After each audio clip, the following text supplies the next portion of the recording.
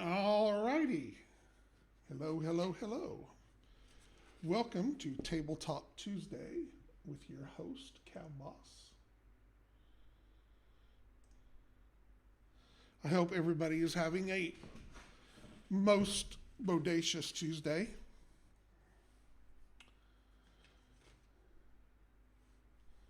We can only hope. Just a second here. I was kind of looking at my notes a little bit. Okay. Well, I was kind of talking low too. Let me see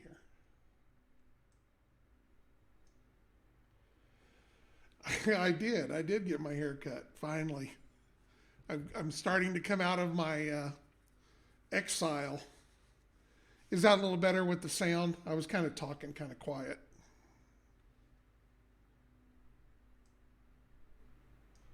I sometimes do that.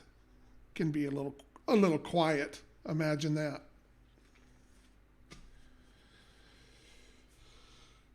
So yeah, my wife was like, still lower than usual. Well, I don't know.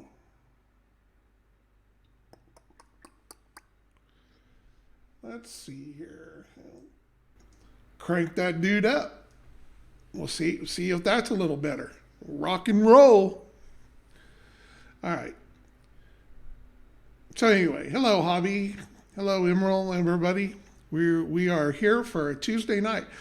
It seems like it's been like a decade since I've broadcast. I don't know why it seems so weird that I earlier I was that it was. I don't know. It just seemed like it'd been a long time since I've been up here. I'm like, oh, it's only been like 6 days or whatever. But I guess with just everything going on, it's been so crazy, so busy that I'm going to turn that a little bit that way. Anyway, so that's where we're at. My assumption is that everybody pretty much should have their stuff by now. I don't think that there was anybody that had anything delivered later than Tuesday, I don't think. That on the last batch of stuff that went out, I don't know, there might have been, I don't know, there was a couple of guys up in Washington that might be kind of on the end deal. And then Canadians are here at the end of the month. We're still trying to work out a shipment to get it up there.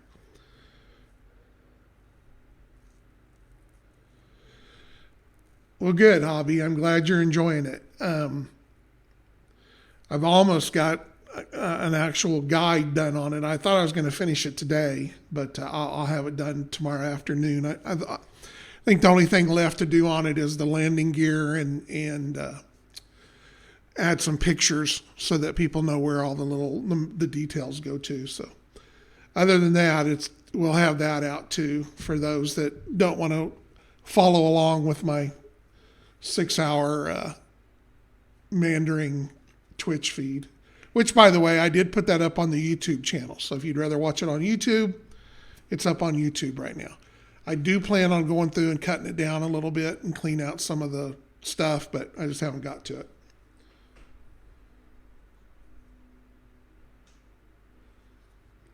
it. Well, I think I don't know. It's pretty good. I mean, it can only be, I just got to kind of get you in the right direction. You've got to figure out how it kind of fits together. If I tried to show every little step and how to put it, it'd be 20 pages long. Right now, I think I'm going to have it. It's going to be about 6 pages. So, but I think it's pretty self-explanatory. And most of the parts go together. It's kind of, like I said, it's kind of common sense where it goes if you've looked at one. So. And you've got the picture on the cover art that comes with it. So it is, I figure, a couple of people I've seen put theirs together. If they can put it together, anybody can put it together. So I'm really looking forward to seeing a one that's super, super painted nice. I'm kind of hoping maybe Todd will get on the ball there because I know he's got his together now. And I just haven't had time to work on and paint on mine at all. So And part of it is I needed the one to take pictures of, and I'll take those pictures in the morning for the guide. And once that's done, then it'll be able to be painted. But it's been a crazy week. We got our new laser cutter in last Friday, so I spent all weekend getting it hooked up and tested and everything. So we got it started yesterday morning, and it's a beast. It is chunking them out.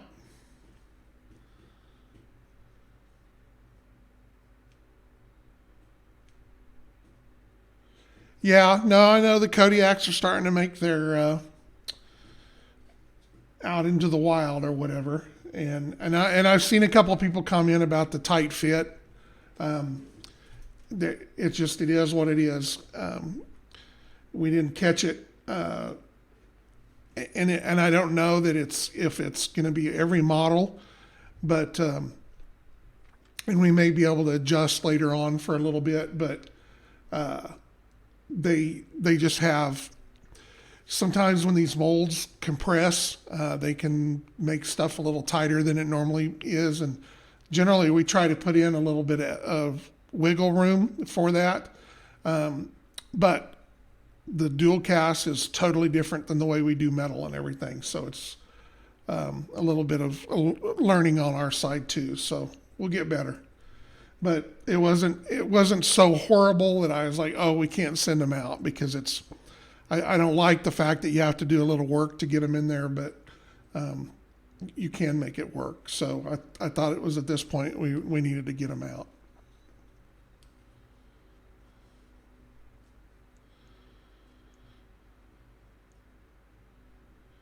Yeah, we need to. We've got it done. It's a finished model.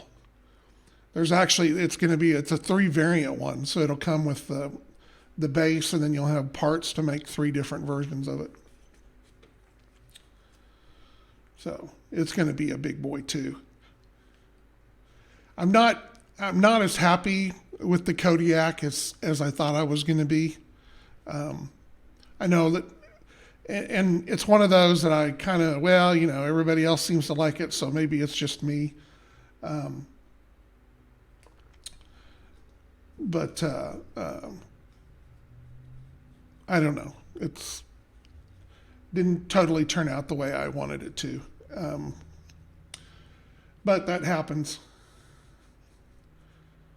Yeah, I saw that you were on there and everything like that. I don't know what that's going to be yet, if anything.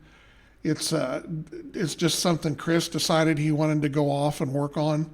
It really doesn't have anywhere that it fits into the game right now, and so I don't know. I don't know what's going to be the end result of it. So that's a Chris project, and we'll see how it goes down the road.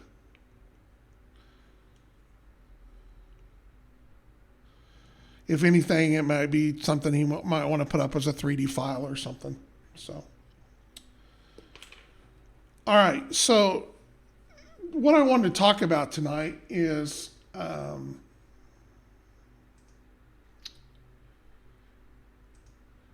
Mr. James JS Switch has been working on a Grow League system that he wants to start in Tulsa. And so he's been asking questions today, and unfortunately I haven't been able to respond to a lot of them. I know some of the other guys have, just because it's been so crazy with everything going on around here. I'm hoping that after this week it'll smooth out a little bit. Yeah, no, I saw that you're in there. So one of the things I wanted to talk about was squads, and I know, if you're familiar with the other mech game, and some of this will be kind of familiar to you. It's a lot of it comes from military type speak that's been modified and changed around a little bit, and a lot of games use it in different ways and in different deals. But you know, when we've been telling everybody, 2,500 point squads or, the starter force and everything like that, those tend to be pretty heavy squads. Okay. Those are pretty much made up of supers and some of the large guys and like that. So they tend to be kind of heavy handed point wise. And I think people's got kind of into that focus with those points and as we go along and as we work on things, as we do campaigns and more scenario packs and stuff like that, we'll start fleshing that out and breaking it down a little bit. And that's kind of some of the stuff I'm going to go over tonight. I grabbed some of my notes and some of my stuff, so if you see me keep looking down, that's what I'm here going over. But you gotta remember that, especially if you grab the rule book, and you go into the universe section, page 10, it talks about kind of a breakdown on how things are going. So you have lights, which make up I'm sorry, those are vehicles. Let me go over here to the CAVs. Sorry. So small chassis are approximately 15% of all CAVs manufactured.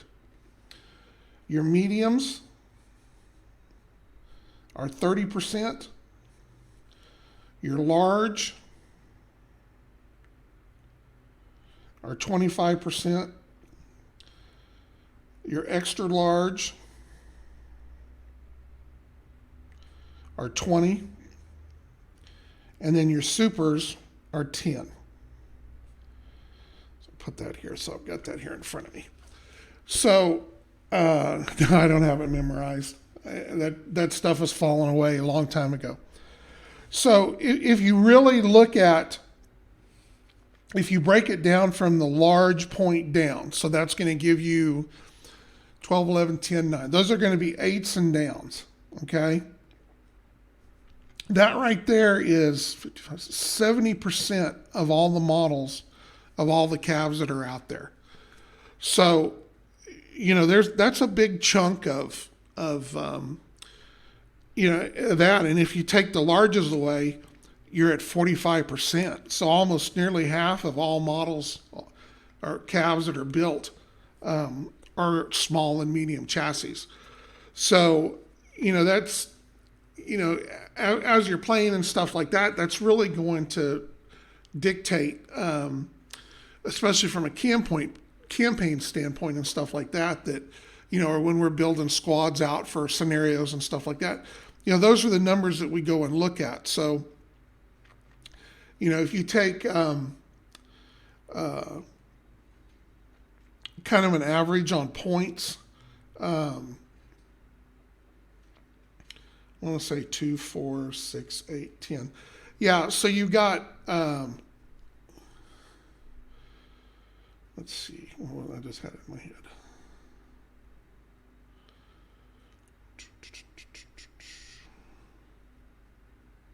Oh, point-wise, so you've got 2, 4, 6, 8, 10. So 200, 400, 600, 800, and 1,000. So if you go by those numbers, all right, so most your small should be around 200, your mediums around 400, your larges around 600, your extra larges around 800, and your supers around 1,000 is going to be on DT.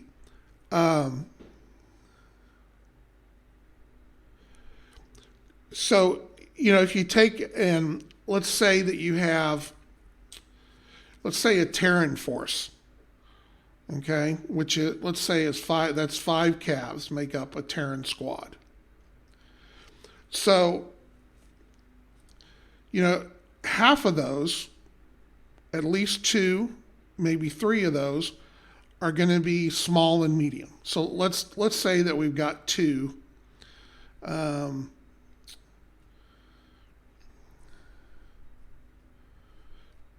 So 600 and then 300. So there's 600 points. All right, then we're going to have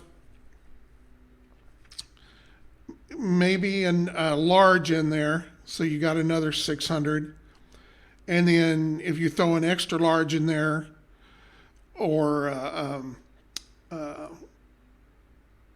heavy, right there, you're looking at about a 2,000 point squad.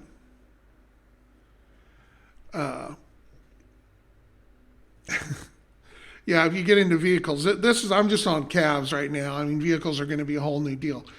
So, that's something to take into consideration. Is everything's not going to be so heavy, so high. But so that kind of breaks it down to where I'm getting into the squads. Now, the squad formation that we're going to use as far as a campaign or everything like that is we're not going to stay with points as much as we are going to do with DTs. I think that when you're deciding overall sizes, that DTs are a lot better than threat value, because threat value is a number that is designed to try to balance out a fight. All right. So that way, if you have 2,000 points and he has 2,000 points, if the world all revolves right or whatever, you guys should be about in the same area as far as what you have total. But the way that we're going to have these broke down is you're going to have a class, a squad class, and a squad designation.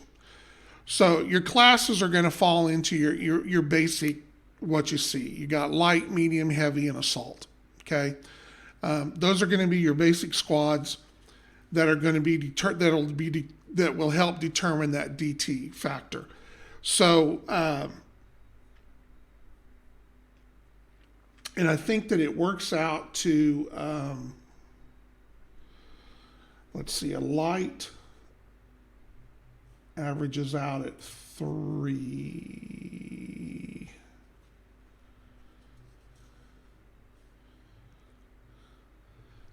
The mediums are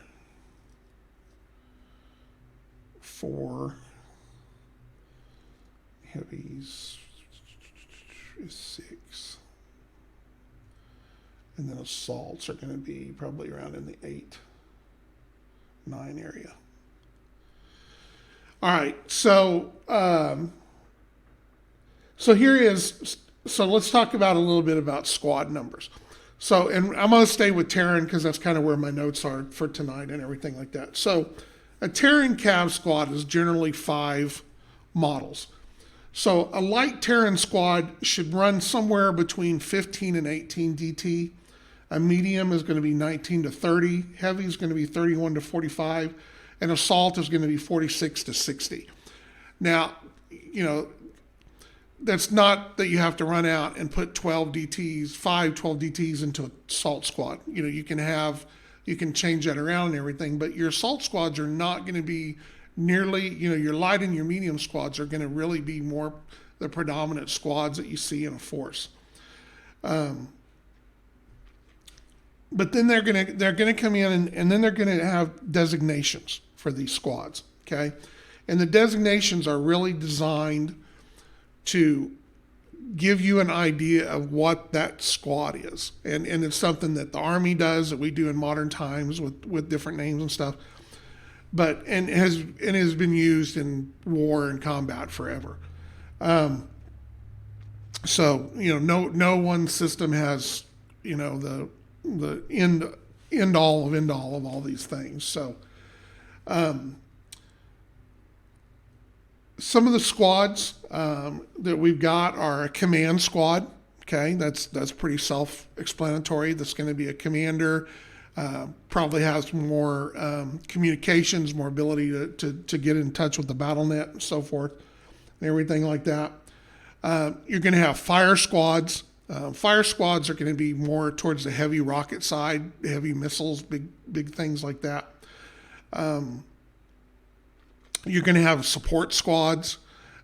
Support squads are really, your more of your medium and lighter rockets and everything like that. Sniper squads tend to be more MAC heavy, and they're designed to sit back and do exactly what they're doing. Pursuit squads are, and that's what I'm kind of still working on, but a pursuit squad is going to be kind of in the medium area, maybe into the light heavies right in there. Their job is mainly to do what they're supposed to do. Is if once they've turned the enemy, or these are the guys that you can send out to keep pressure on them, pushing them off and whatever. Recon squads are designed to go out and really not engage. They're going deep behind enemy lines. They're looking for supply lines. They're trying to get intelligence and everything like that.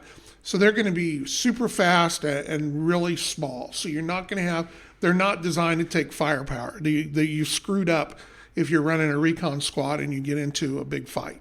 Their job is to just break and contact and get loose. Now, a striker squad is designed more of they're not as fast as a recon or something like that, but they have a little bit more of a hitting ability. So they're going to go out and be really more into doing some, more combat orientated stuff for a light group or whatever. Now, battle squads are kind of a jack of all trades. They are designed. They're going to be medium and heavies. They're really designed to battle, to fight, to really get in there.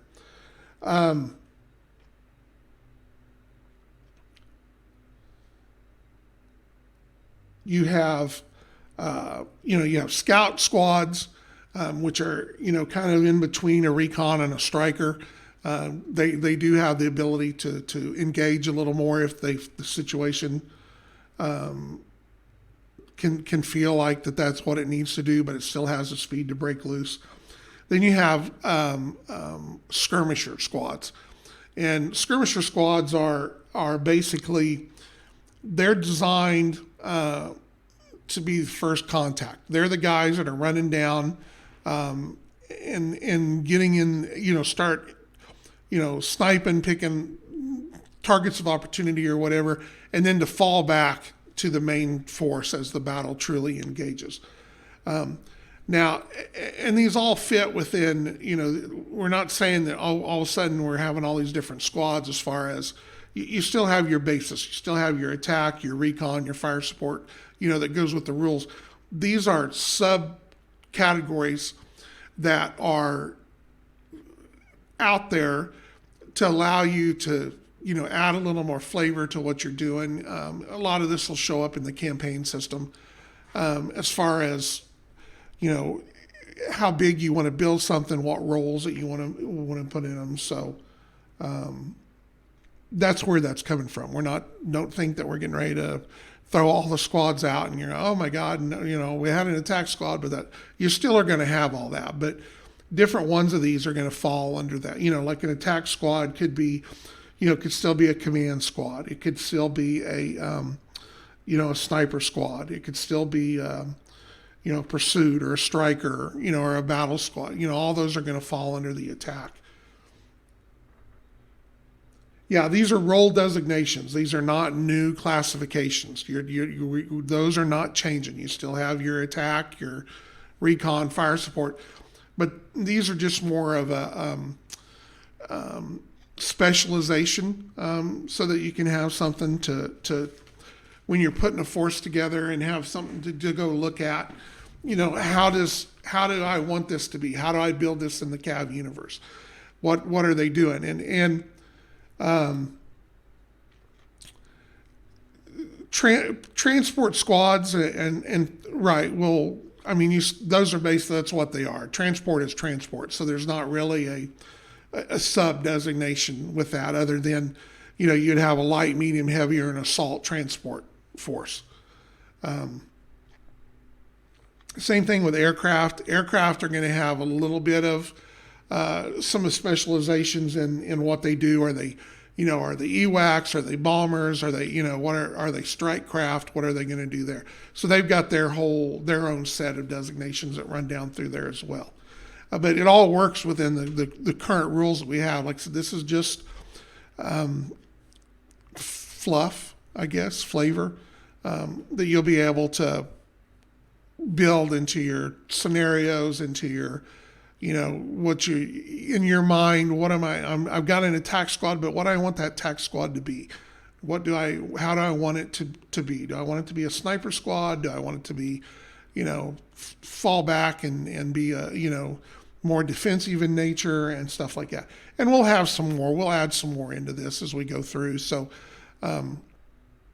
and it may not be that every faction uses them or whatever. Obviously, they're going to have all their own ways that they're going to do things and whatever. But this is the catch-all that we're not going to try to come up with all these different specializations for everybody. You'll be, if you want to be a sniper squad, whether you're in your Adenese, Terran, or whatever, it's still a sniper squad. It's not going to have anything any different than that. So, I just wanted to kind of talk a little bit about that, and like I said, most of these will be organized by DT rather than by threat value. Threat value will come into more when you're actually picking your forces to fight against each other or whatever. If you've already got stuff built up and whatever, you'll have to look at those and see, now how do I move those around, to fall into the threat values that I need to use.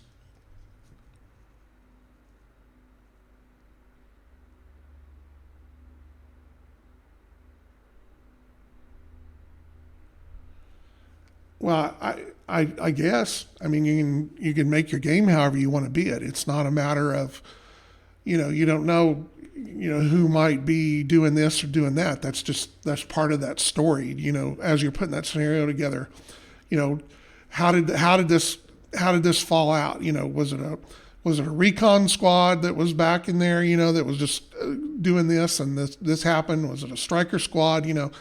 That comes from the story side of it, and it can be whatever you want to be, and it may not be that they may be mobile or not.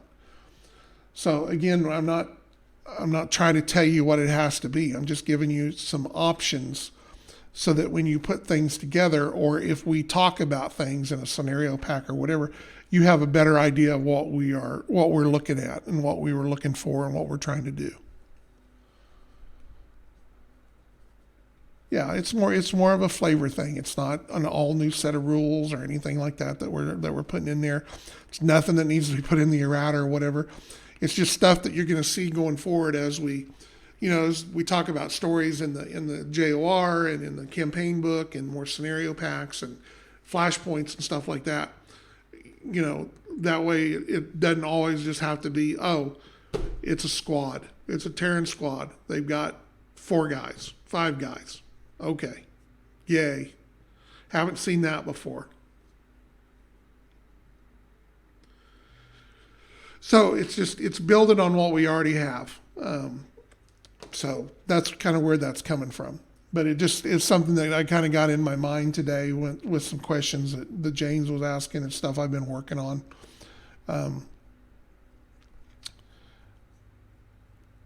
And trying to tell people, don't always think that you have to be so heavy. You can have some really great CAV games with, 800, 1,000 threat value squads.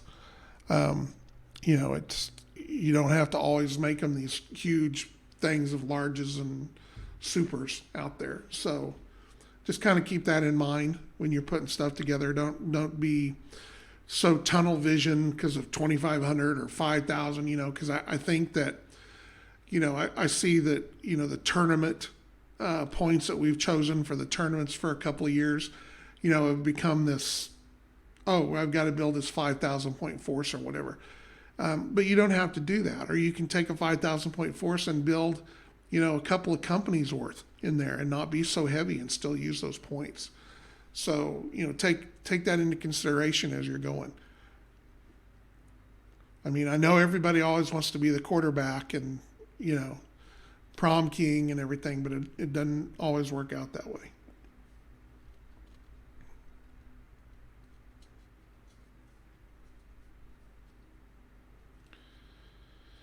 All right, so that kind of covered kind of what I wanted to talk about a little bit there with squad wise.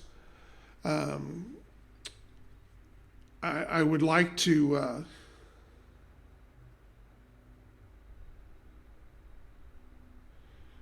Well, there's not. It's not a matter of thinking. And I know everybody doesn't agree with this, and doesn't agree with a lot of things that I think, and I'm aware of that. But I enjoy playing a scenario game 10 times more than I like picking a force. I mean, I enjoy picking a force and having a plan and an idea, and I unleash that on somebody, and they're unsuspecting or whatever, and voila, and it happens.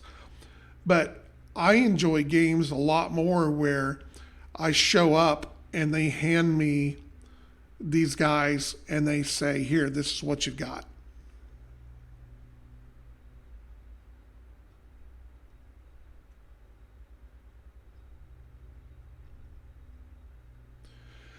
Right, as far as the original point, things like that, and that's the reason why, the first year we did 5,000, and then the second year was 4,500, and we'll keep changing those points around. Um, the main reason that they were a little higher to begin with was because I knew that we were going to have more players that were not as skilled and familiar with the rules, so having a little heavier force can be a little bit of a stabilizing force, that maybe if they make a mistake that it won't be totally the end of the world for them. But I've said this before, and I've told James and stuff like that, those tournament numbers are not fixed in stone, and they will change. Unit counts will change. It'll be things that we're always going to do. You're not going to be able to sit down and every time and always have, your alpha force ready to go. You're going to have to change things out and move things around to work with that. So.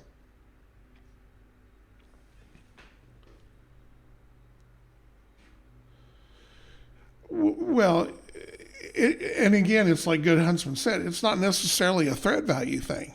I mean, if it's, if you're, you can do a 4,000 point game, but if you break that down and go, no squad can have more than 700 points, then you're talking about you're spreading that out, and all of a sudden now, 4,000 point game, I've got 700 points, a squad, I'm looking at 4, 5, 6 squads maybe.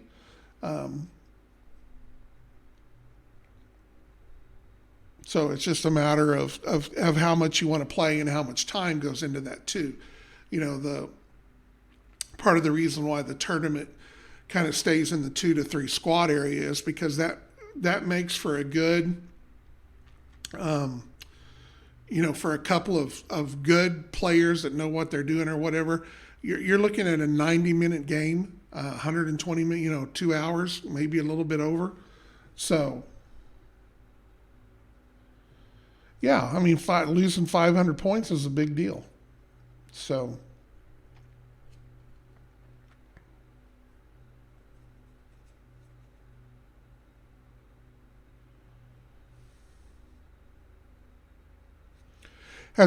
speaking of thinking of the Badger and seeing the deal, has anybody printed out the 3D files for the missiles packs? Have you guys added any of the missiles, the rockets into your missiles, I guess, into your models yet? If you have the ability to do that, or you have somebody that can do that for you, please do, because it really looks really cool. So they're small enough. I did all mine in resin. That way they were a lot smoother and nicer looking. I've got to go in here and pop out. This was from the original first test model. So I'm going to pop all these out and put in one of the newer ones that I've got done. So since the design changed on the pods a little bit. I can't just take one out and drop that one in, but I didn't glue them in so tough that that it won't. So I think those will look really cool on a painted one.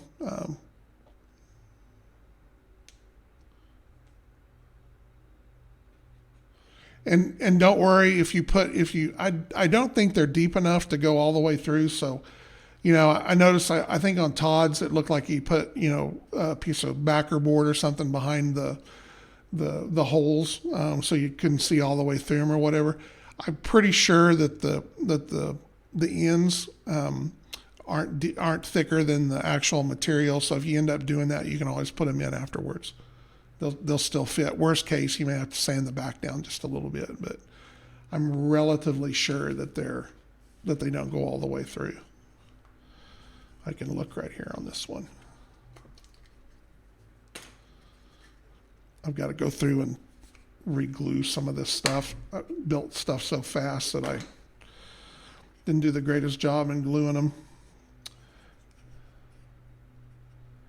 Yeah, they don't go any deeper than the actual material, so you should be fine if you end up putting a cardboard backer behind the holes. So just FYI.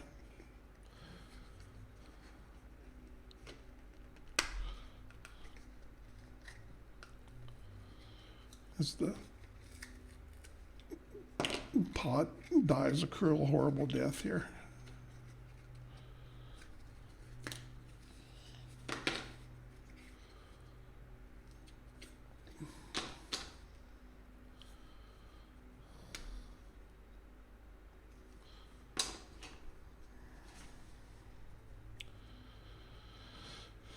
That'll save me some time having to. I think I've got another set printed up somewhere, but if I can just use these, because if not, this thing's going in the trash anyway. So these pieces, so I might as well get something out of them. Yeah, well, that's part of that's going to be that, but this is those sections. I don't know necessarily if they'll fall through or not, how that's going to end up doing. So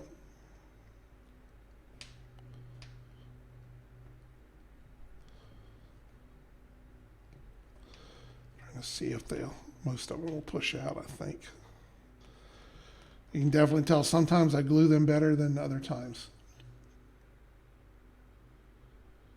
Well, yeah, some of it'll be, but yeah, so see I don't know how well you can see there, but the end that sticks up there a little bit, it just barely comes up there. So it's no thicker than the MDF, so you'll be able to fit it in there.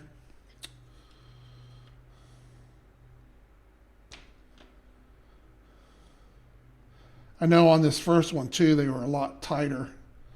So I made the holes a little bit bigger on the final production one, so they should go in. They should go in okay, but yeah, and throw that part somewhere. I'm hoping I can get started on that pretty soon. I've been wanting to, with all the stuff going on with the drop ships and everything. It's kept me hopping. Ready for a hobby break.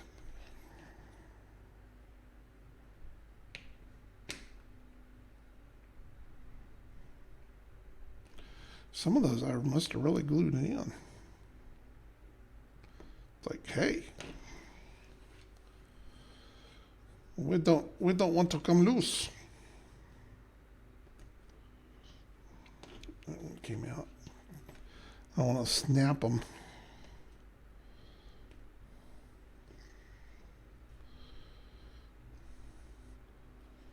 How does money work in the CAV universe? Well, not very well. Why are all the badgers codenamed after food?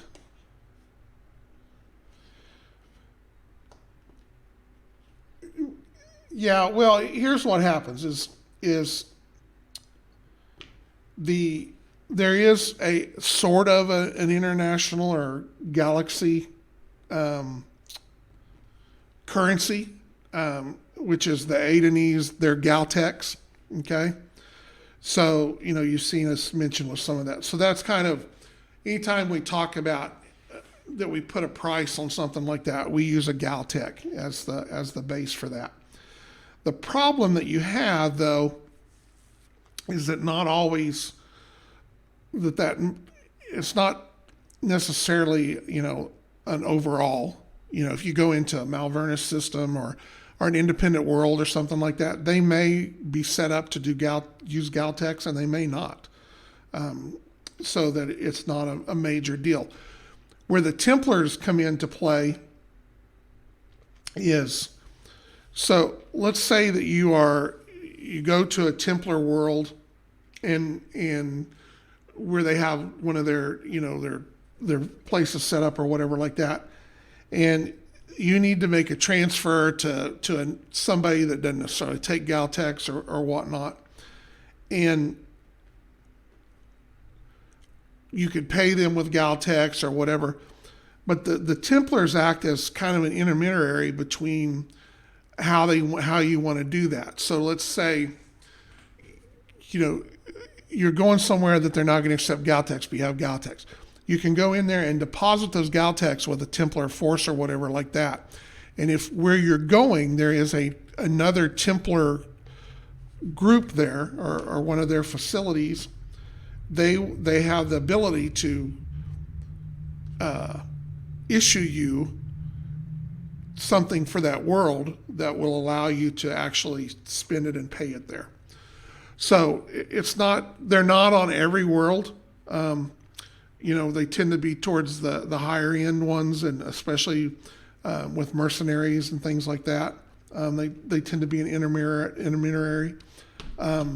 They do a lot of work with traders and stuff like that, as far as, you can come in and if you're trying to pay, something from these guys to this, whatever, you can go in and deposit, gold, whatever that resource is, and the Templars assign as their value to it.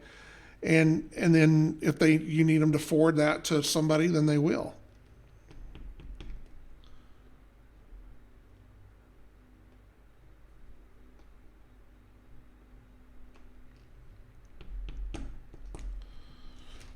So we'll expand more on that. I mean, like I said, that's really what they're for. Is the galaxy is really just, even though, I mean, they've known of each other, over 200 or 300 years or whatever, but the galaxy is really just now coming into its multinational thought process behind it. Obviously the Terrans, the Templars, the Adenese, and to an extent the Ritter have a much more connected trading system, purchase system, and everything like that they can work between them. Obviously the Rock is going to be an outlier there. The Malvernans to a certain degree. The Adenese probably are a little better than them, just from the fact that they still have connections with Adon and things like that too. So, but really the economy is driven more by material than it is an actual money, as far as from world to world or whatever, because not everybody's there's not a universal banking system or communication system or whatever. There's some of them that have better ones and have better things that they do and stuff like that, but it doesn't always work out that way. So another example is like the jump gates. The Adenese are who originally came up with the theory behind building those and whatever, and they had a pretty robust network out there that they've established and between systems and everything like that. And for the most part, they still control a lot of that. So even you get into Templar space, you get into Terran space, most of those stations are still controlled by the Adenese.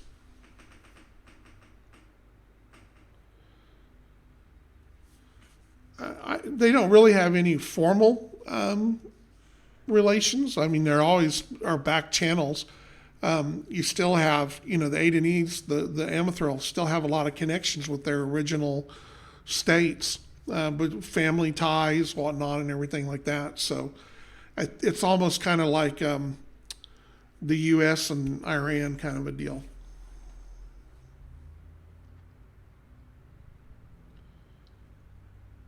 Yeah, yeah. I mean, it's like anything like that. If you want to get a better price for it and take it to that next step, rather than paying somebody to do that, that's something that you can certainly take into account.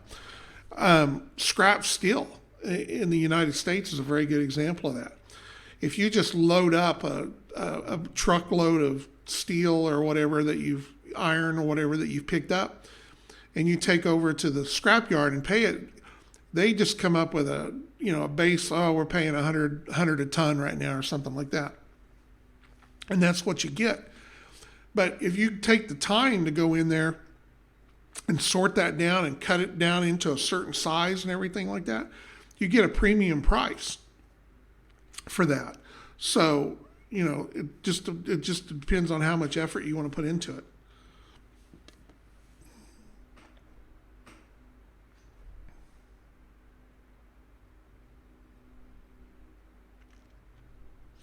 And that kind of goes back to the trading mentality as well too. Like I said, a refinery ship, there's probably lots of independent refinery ships that just go around. They have their circle that they make, that they come to, a world that is willing to, give you, it may not be the best price that you've got, but you're not having to transport it. You're not having to maybe refine it or whatever.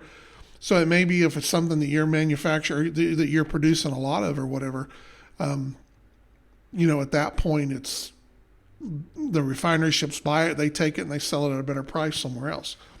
And a lot of those are going to be much more, moving between the independent worlds, moving between the different systems and everything like that. I mean, that's how that goes. The big thing about it is, with all these systems having so many worlds and everything like that, right, exactly. It's more of a trader mentality because there's not a set money or anything like that. So much more of a barter system. Whereas, because with all the different worlds and the different systems that everybody has in their little bailiwick, even the Amethyl, especially you get into the more common things, iron, whatever, things like that. They don't need to trade outside their systems for that. That's all pretty self-contained.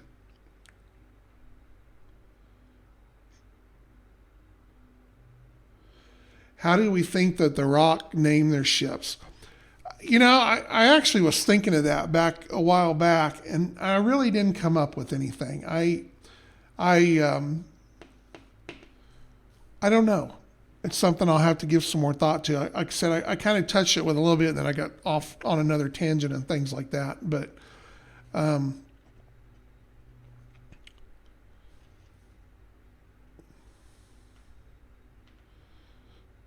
yeah, probably not food. I'm going to say. I can probably safely say it's not food. But let me give a little thought to that. I think a good thing to look at is, how do the Klingons, how do they name their ships? To me, I think that they would be, something like that, or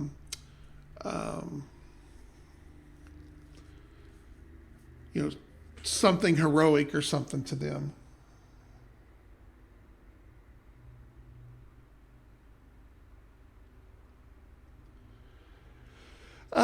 Yeah,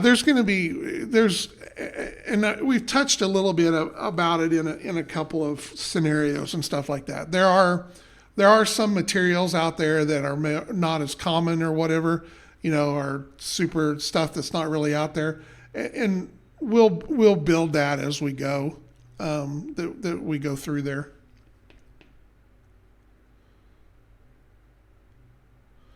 Yeah, I mean, I could see a divine wind or something like that comes in through there.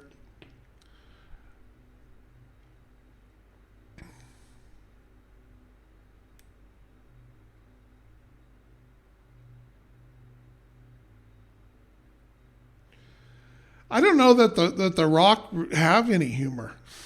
I mean, I guess in a way they do, but I mean, kind of go back and um, go watch a Genghis Khan movie or something like that. That to me, that's more.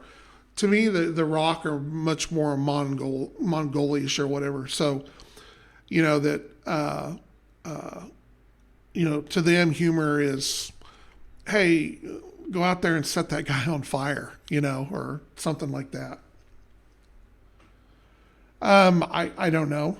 We haven't gone into that much detail yet, so it's just something that hadn't necessarily had to come up.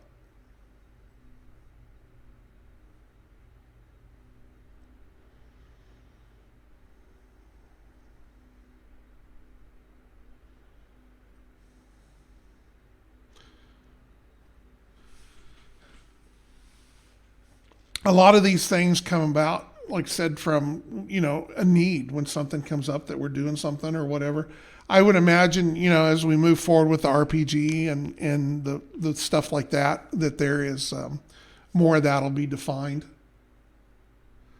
I know that in the Flashpoint, that's one of the things with the New Memphis, this particular world or whatever, is they have a high grade silicate that is somewhat unique to that world, and that's what's given them a much more, as an independent world, a little higher stature within certain things.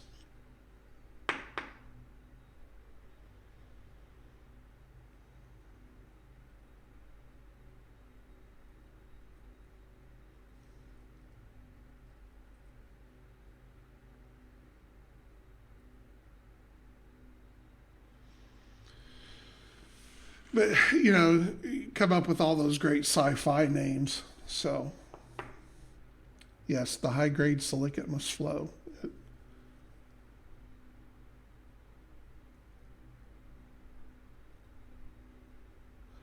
I'll tell you, a cool series that I've watched over the last couple of years or whatever. If you have YouTube, look up the channel called Dust, Dust. They are real big on taking lots of student films and stuff like that people, that fan films and things like that. And they put those up, and Sunday night is their big release. So they have like a hour or 2 hour thing that they put up every Sunday night. That's all these videos. And usually they're 5, 10, 15, sometimes 30, 40-minute videos. And sometimes you may feel a little lost because they kind of jump in the middle of something, or and kind of whoever made that had a particular scene or a particular idea that they were working on, and obviously without not having 2 hours to build it up, you just, I'm going to do it. This is what I want, and so you have to kind of fill in the blanks sometimes, but it's good stuff to watch if you have a chance. There's no telling how many things they have up on there, but a lot of good sci-fi, lots of good sci-fi. It seems that, and especially, and I know it's probably more of government and how they support everything like that. Lots of Australian films. Australians are very big on making sci-fi films, independent films. Every other one's got an Australian accent, so they must have a really good support system down there for people to make videos.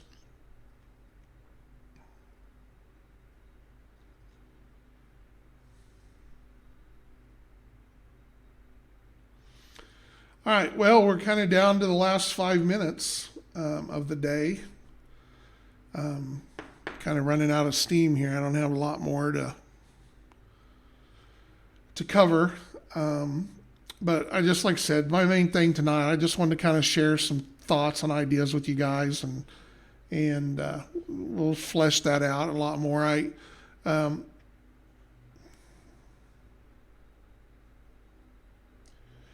Desolate landscapes is a lot. Yeah, that's true. Of course, I watched a lot of shows and everything like that that are supposed to be being shot like that, and you look down, they're in a helicopter or something, you're like, hey, that sure does look a lot like Los Angeles. We were watching Navy SEALs or something the other night, me and my wife, and their helicopter going into Syria or whatever, and they're flying over this city or whatever, and I'm like, boy, that sure does look a lot like Los Angeles to me. So I don't think Syria has that many lights on at night.